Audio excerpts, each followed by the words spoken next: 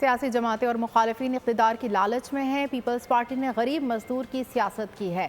آصفہ بھٹو کا حیدرآباد میں کارکنان سے خطاب، کہا 8 فروری کو خواتین، مرد اور بزرگ سب باہر نکلے اور تیر کو ووٹ دیں۔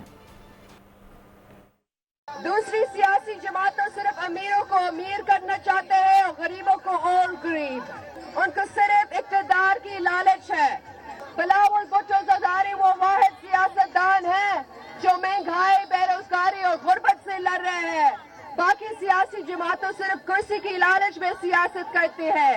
میرے بھائی بلاول بھٹو زرداری یہ وعدہ کرتا ہے کہ جب انشاءاللہ وہ وزیر اعظم بنے گا، اس کا بھی پہلا ایجنڈا ہمیشہ غریب اور مظلوم کی مشکل آسان کرنے ہوگا۔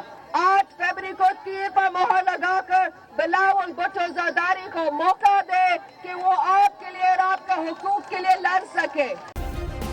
سبسکرائب کریں اور بیل دبائیں تاکہ کوئی خبر رہ نہ جائے۔